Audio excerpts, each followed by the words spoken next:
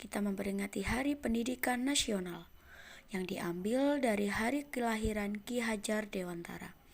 Melalui pendidikan, Ki Hajar Dewantara melawan penjajah Belanda.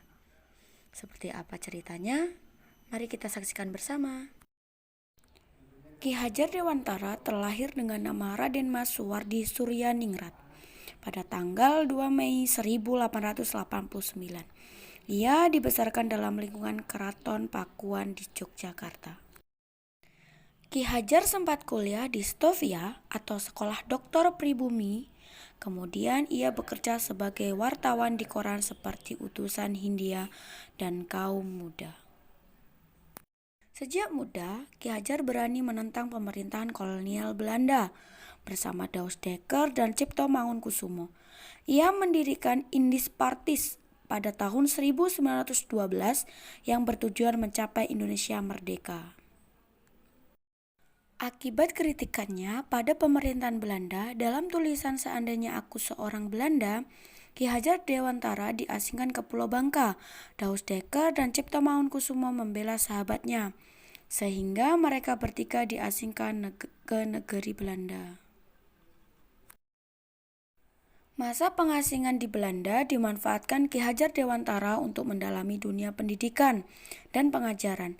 Pada tahun 1919, Ki Hajar kembali ke tanah air dan terus mengkritik pemerintahan kolonial Belanda lewat tulisannya. Akibatnya ia pun sering keluar masuk penjara.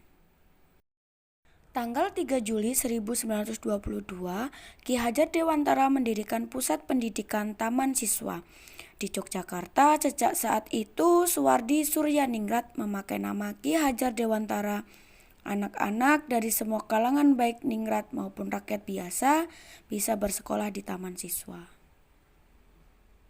Perguruan ini memiliki semboyan Ing Ngarso Sung Tulodo Ing Madya Mangunkarso Tutwuri Handayani. Artinya di depan memberi contoh, di tengah membangun semangat, dan di belakang memberi dorongan. Prinsip ini berlaku untuk semua pamong atau guru dan murid di Taman Siswa. Setelah Indonesia merdeka, Presiden Soekarno mengangkat Ki Hajar Dewantara sebagai Menteri Pendidikan pertama. Semboyan Tutwuri Handayani pun hingga kini tetap dipakai dalam dunia pendidikan Indonesia.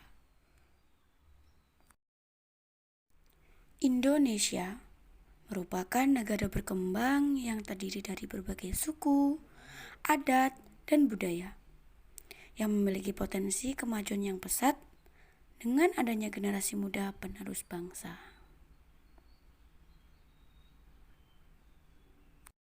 Untuk menjadi penerus bangsa, kita harus mempunyai pendidikan yang cukup.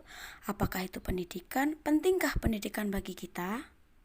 Ya, berpendidikan itu penting. Karena apa? Dengan berpendidikan kita mampu menjadi seseorang yang pintar, yang bertoleran, pandai dalam menyikapi hal. Namun, pendidikan di zaman sekarang berpatokan dengan biaya yang mahal, yang membuat banyak anak kehilangan harapan dan cita-cita. Melihat perekonomian orang tua yang sulit, anak akan merasa kasihan dan akhirnya putus sekolah.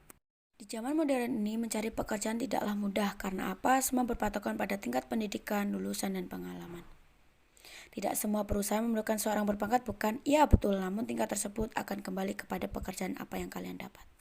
Mari kita sukseskan negara kita dengan cara berpendidikan.